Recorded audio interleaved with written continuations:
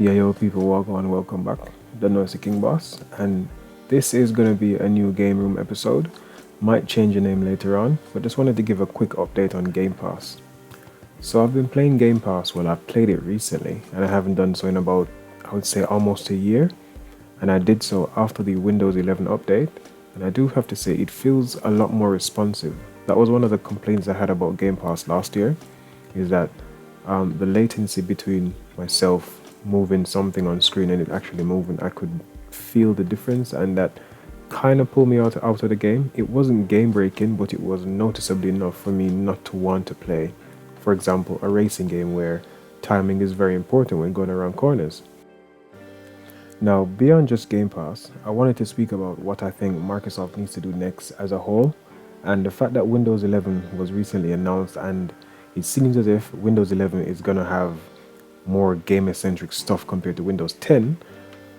I went over in one of my Windows 11 videos what I think they should have, so I'm just going to quickly review that here and explain maybe why.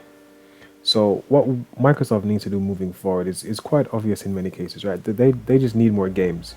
They need to be pumping time and resources into making good quality, long-standing franchises like Sony has done. God of War is probably the most notable one. In 2018, we got the most recent game, and in my opinion, that's a 9 or a 10 out of 10. Right? Microsoft needs to do the same thing. They need to go back to stuff like, I mean, they have the Forza. They need to bring Halo back up to scratch. Personally, I've never been a real big fan of Gears of War, but it is a good game, so they maybe need to push that more to the forefront or bring that back up to scratch as well.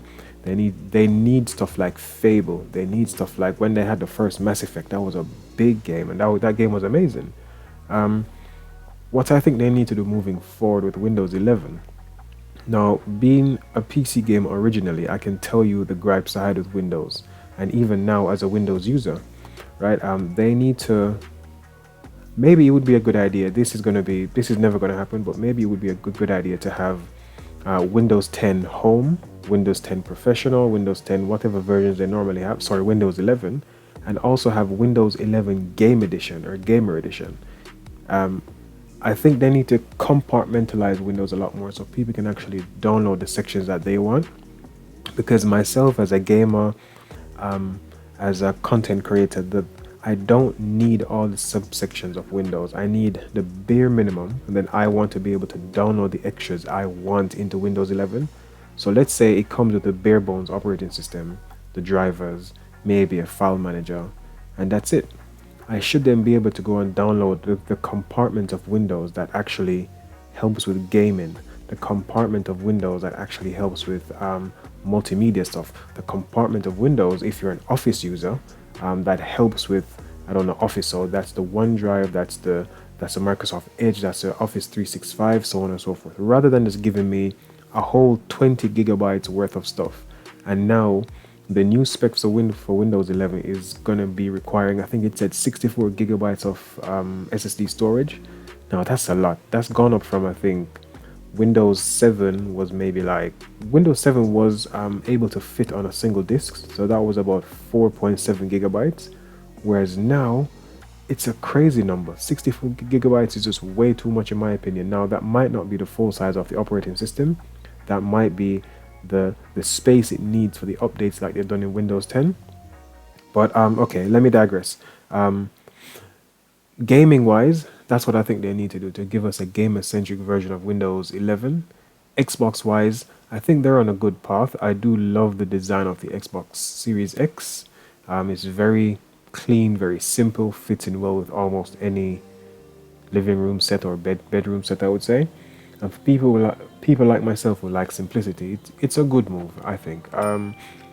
We need the games. It's as simple as that. We just need the games. I think Microsoft has so many other things going well that if they bring the games as well, then it would kind of be a no-brainer. For example, we have crossplay between PC and Xbox, and Microsoft is actually pushing to get that on PS4 as well. It's also on Nintendo, like loads of cross-platform games, Nintendo, Xbox, PC, we can play together already. They have the cloud save, where I play one game on here and I go and play it on another Xbox. Once I'm logged in, cloud save kicks in. Perfect. They have Game Pass. I think that's probably the biggest one. They might not be making any money from it just yet, but the fact that it's a feature that they've given us for £10 a month, £11 a month is really good, because you get their stuff day one. We're going to have game streaming. So all the footage you're seeing in this video was from me game streaming on my Motorola G100 over Wi-Fi. So everything, so GTA 5 is on there, Dirt 5 is on there, Halo is on there, Gears is on there, and this is all from my mobile phone, right? So I think game streaming, it could be something that's really big. Again, you do have to be in a country that has really good 4 or 5G connection, or you're using Wi-Fi. But the fact that it's available for those of us who can use it is a really good feature.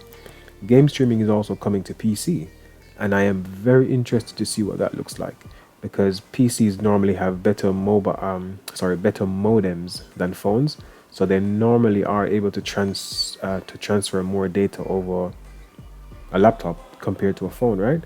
And in general, again, most laptop processors, graphics cards, and so on are more capable. So even though you're streaming, you do need some processing power. You do need, obviously, really good bandwidth. So I'm very much interested to see what that looks like. That could mean that I have a Dell XPS 15, the 2018 version, not the best laptop in the world right now, but still decent enough specs. That could mean that I could potentially play any game that comes out on Xbox and PC from this XPS 15 here, and not worry about having to always be at home with my Xbox. Now, that's a good feature there. I'm going to be having these news talks a bit more often, maybe once or twice a week, when something comes out that's related to Xbox or PlayStation, or just gaming in general. I'm going to be just dropping some stuff in here, so hopefully you guys like it, and please do join me in the conversation below. Leave a comment, like, subscribe, share, do the whole thing. All right, peace.